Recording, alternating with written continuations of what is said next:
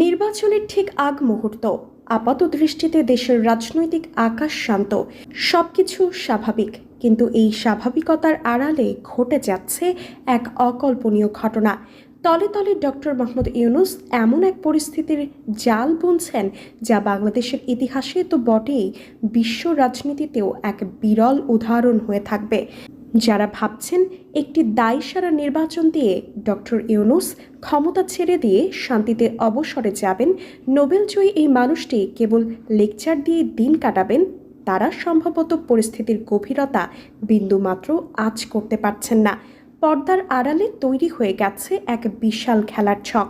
এই ছকটি এতটাই নিখুঁত ও কঠোর যে পরবর্তী সময়ে যে সরকারি ক্ষমতায় আসুক না কেন, তা সে বিএনপি হোক কিংবা জামাত, তাদের প্রতিটি পদক্ষেপেই হতে হবে ডক্টর ইউনূসের তৈরি করে দেওয়া সেই নির্দিষ্ট সীমানার ভেতরে। অনেকে একে বলছেন ফাঁদ, কেউ বলছেন শিকল, আবার কেউ বলছেন ২৪-এর গণ অভ্যুত্থানের চেতনাকে রক্ষা করার এক অভিনব রক্ষা কবচ। শব্দ যাই হোক, বাস্তবতা হলো আগামী দিনের সরকারের হাত পা এখন থেকেই এক অদৃশ্য সুতোর সঙ্গে বেঁধে ফেলেছেন এই বিশ্ববরণ্য ব্যক্তিত্ব। আজ আমরা সেই অদৃশ্য সুতোর জট খুলব, বিশ্লেষণ করব ডক্টর ইউনূসের সেই মাস্টার প্ল্যান যা দেখে রীতিমতো ভিমরি খাচ্ছে দেশের বড় বড় রাজনৈতিক দলগুলো। এই আলোচনার গভীরে প্রবেশের আগে আমাদের একটি বিষয় খুব পরিষ্কারভাবে বুঝতে হবে।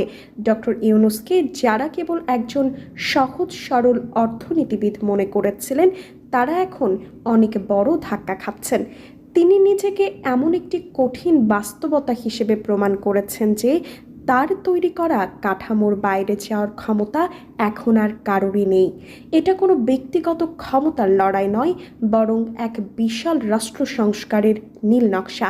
আপনি যদি মনে করেন শেখ হাসিনার মতো ফ্যাসিবাদ আবার ফিরে আসবে কিংবা ক্ষমতার দাপটে যা ইচ্ছা তাই করা যাবে, তবে আপনার সেই স্বপ্ন শুরুতেই ধূলিসাৎ হয়ে যাবে। জুলাই বিপ্লবে যে রক্তক্ষয়ী সংগ্রাম এ দেশ দেখেছে, সে বিপ্লবের ফসল অর্থাৎ জুলাই সনদ বাস্তবায়ন না করে ডক্টর ইউনূস কারো হাতে ক্ষমতা হস্তান্তর করবেন না। এটা এখন ধ্রুব সত্যের মতো স্পষ্ট। আর এই গ্যারান্টিটুকু তিনি কেবল মুখে দিয়ে ক্ষান্ত হননি, বরং রাষ্ট্রীয় কাঠামোর রন্ধ্রে রন্ধ্রে এমন সব পরিবর্তন এনেছেন যা চাইলেও পরবর্তী সরকার উপড়ে ফেলতে পারবে না। এর সবচেয়ে বড় প্রমাণ হলো দেশের বৈদেশিক নীতিতে আসা বিশাল পরিবর্তন। ভারতের সঙ্গে সেই পুরনো কায়দায় মাখামাখি করে ক্ষমতা টিকিয়ে রাখার দিন এখন শেষ। যারা ভাবছেন ক্ষমতায় গিয়ে নিজের খেয়াল খুশি মতো দেশ চালাবেন, তারা আসলে এক মস্ত বড় বিভ্রান্তির মধ্যে আছেন। সবচেয়ে বড় চমকটি অপেক্ষা করছে আগামী ৯ ফেব্রুয়ারি। পুরো পৃথিবী অবাক বিস্ময়ে তাকিয়ে দেখবে যখন নির্বাচনের মাত্র কয়েক দিন আগে যুক্তরাষ্ট্রের সঙ্গে বাংলাদেশ এক বিশেষ বাণিজ্য চুক্তি স্বাক্ষর করবে। পৃথিবীর ইতিহাসে নির্বাচনের ঠিক আগ মুহূর্তে এ ধরনের গুরুত্বপূর্ণ আন্তর্জাতিক চুক্তি করার নজির খুবই বিরল। এর মানে অত্যন্ত গভীর। ডক্টর ইউনূস নিশ্চিত করেছেন বাংলাদেশের অর্থনৈতিক ও কৌশলগত ভবিষ্যৎ যেন কোনো নির্দিষ্ট রাজনৈতিক দলের মর্জির ওপর ঝুলে না থাকে। তিনি এক দীর্ঘমেয়াদী পরিকল্পনার ভিত্তি স্থাপন করেছেন। এই চুক্তির মাধ্যমেই তিনি বুঝিয়ে দিচ্ছেন যে ক্ষমতার পালাবদল হলেও বাংলাদেশের গন্তব্য এখন থেকে সুনির্দিষ্ট ও অপরিবর্তনীয়। যুক্তরাষ্ট্রের সঙ্গে এই বাণিজ্য চুক্তিটি কেবল ব্যবসার খাতিরে নয়, এটি একটি শক্তিশালী রাজনৈতিক বার্তা। এই বার্তার মাধ্যমে তিনি প্রতিবেশী দেশগুলোকে, বিশেষ করে ভারতকে বুঝিয়ে দিয়েছেন যে বাংলাদেশ এখন আর কারো করুণার ওপর নির্ভরশীল নয়। বাংলাদেশের পররাষ্ট্র নীতি এখন হবে আত্মমর্যাদা ও জাতীয় স্বার্থের ওপর ভিত্তি করে। যারা মনে করেছিলেন নির্বাচনের পর পুরনো দাদাগিরি ফিরে আসবে, তারা এখন ডক্টর ইউনূসের এই দূরদর্শী চালে পুরোপুরি কুপকাত। ডক্টর ইউনূস যে কেবল আন্তর্জাতিক মহলেই তার প্রভাব বিস্তার করেছেন তা নয়, দেশের ভেতরেও তিনি এক শক্ত অবস্থান তৈরি করেছেন। বিএনপি ও অন্যান্য দলগুলো যারা ভেবেছিল ক্ষমতায় গিয়ে বন্দর দখল নেবে এবং পুরনো স্টাইলে চাঁদাবাজি শুরু করবে, তাদের জন্য এটি একটি বড় সতর্কবার্তা। সরকার স্পষ্ট করে দিয়েছে যে নির্বাচনের একদিন আগেও তারা কঠোর সিদ্ধান্ত নিতে দ্বিধা করবে না।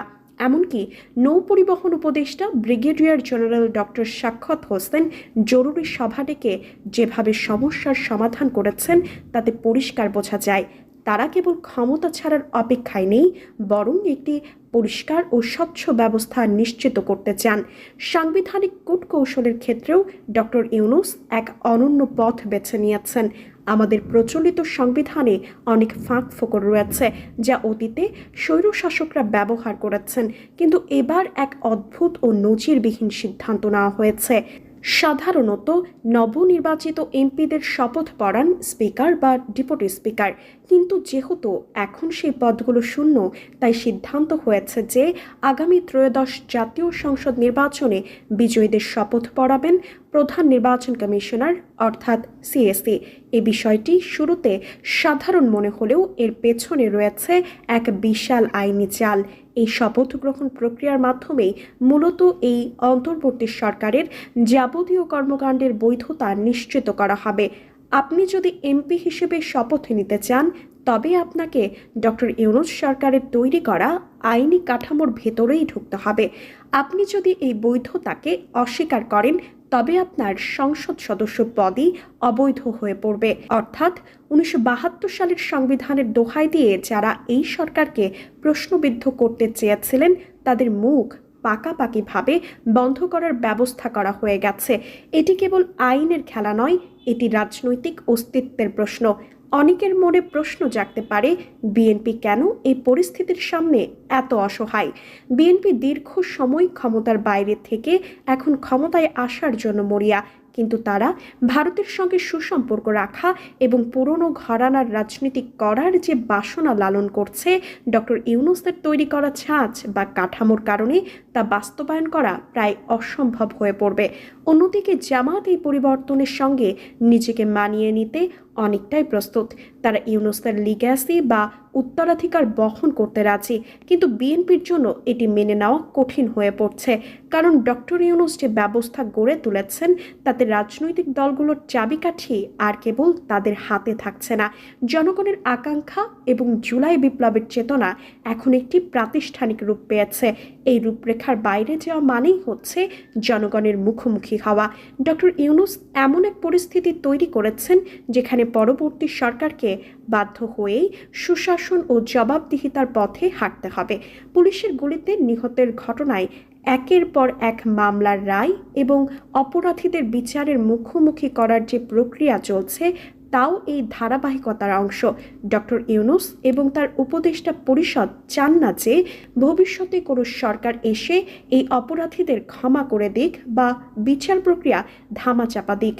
তারা এমন সব নথিপত্র এবং আইনি ভিত্তি তৈরি করতে যাচ্ছেন যা যে কোনো নির্বাচিত সরকারের জন্য উপেক্ষা করা কঠিন হবে। বিশেষ করে জুলাই হত্যাকাণ্ডের বিচারকে তারা এমন এক পর্যায়ে নিয়ে যাচ্ছেন যেখানে শুধু পিছু হটার কোনো পথ নেই। এটি মূলত সেই ফাঁদ যা কেবল অপরাধীদের জন্য নয়, বরং আগামী দিনের সম্ভাব্য স্বৈরাচারীদের জন্য এক বিশাল প্রতিবন্ধকতা। আপনি চাইলেই আর লাশের ওপর দিয়ে রাজত্ব করতে পারবেন না। এই নৈতিক এবং আইনি দেয়ালটি ডক্টর ইউনূস অত্যন্ত শক্তভাবে গড়ে তুলেছেন। বিশ্ব রাজনীতিতে ডক্টর ইউনূসের যে গ্রহণযোগ্যতা, তাকেই তিনি বাংলাদেশের স্বার্থে এক চমৎকার ঢাল হিসেবে ব্যবহার করছেন।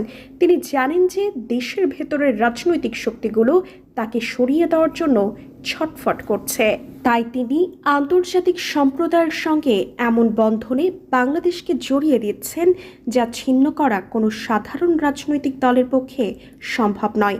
সবশেষে বলা যায়, ডক্টর মোহাম্মদ ইউনূস কেবল একজন অন্তর্বর্তীকালীন প্রধান উপদেষ্টা নন, বরং তিনি আধুনিক বাংলাদেশের এক নতুন স্থপতি হিসেবে আবির্ভূত হয়েছেন। তার প্রতিটি পদক্ষেপ, তার চট্টগ্রাম বন্দর রক্ষা হোক, এমপিদের শপথের নতুন নিয়ম হোক কিংবা আন্তর্জাতিক চুক্তি, সবই একটি বৃহত্তর লক্ষ্যের দিকে পরিচালিত। সেই লক্ষ্যটি হলো এমন একটি বাংলাদেশ তৈরি করা যেখানে কেউ আর এক নায়ক হতে পারবে না। আপনি একে ইউনূসের ফাঁদ বলতে পারেন কিংবা বলতে পারেন জাতির মুক্তির সনদ, কিন্তু একটি বিষয় নিশ্চিত, পরবর্তী সরকার চাইলেই এই শৃঙ্খলা থেকে মুক্ত হতে পারবে না। তাদের হাত পা বাঁধা থাকবে জনগণের আকাঙ্ক্ষার সঙ্গে, স্বচ্ছতার সঙ্গে এবং ন্যায় বিচারের সঙ্গে। এটি বাংলাদেশের সাধারণ মানুষের জন্য এক দারুণ স্বস্তির খবর। ডক্টর ইউনূস দেখিয়ে দিচ্ছেন কিভাবে ক্ষমতার দাপট ছাড়াও বুদ্ধিমত্তা এবং দেশপ্রেম দিয়ে একটি রাষ্ট্রের ভুল পাল্টে দেওয়া যায়। যারা হালকাভাবে ভেবেছিলেন তারা এখন হাড়ে হাড়ে টের পাচ্ছেন যে কঠিন জিনিস ইউনূস আসলে কী জিনিস। এই শ্বাসরুদ্ধকর পরিস্থিতির মধ্য দিয়ে বাংলাদেশ এখন এক নতুন ভোরের দিকে এগিয়ে যাচ্ছে, যেখানে শাসকের চেয়ে শাসন ব্যবস্থাই হবে বেশি শক্তিশালী। আর এই পুরো চিত্রনাট্যের মূল কারিগর হিসেবে ইতিহাসের পাতায় নিজের নাম পাকাপাকিভাবে লিখে রেখেছেন ডক্টর ইউনূস। বাংলাদেশের সামনে এক অকল্পনীয় কিন্তু ইতিবাচক পরিবর্তনের হাতছানি, যা উপেক্ষা করার সাধ্য কারণ নেই। দর্শক, এ বিষয়ে আপনার সুনিশ্চিত মতামত কমেন্টে জানান। এরকম আরও নিত্য নতুন ভিডিও পেতে আমাদের চ্যানেলটি সাবস্ক্রাইব করুন এবং পাশে থাকা বেল আইকনটি ক্লিক করুন। দেখা হচ্ছে পরের ভিডিওতে। আল্লাহ হাফেজ।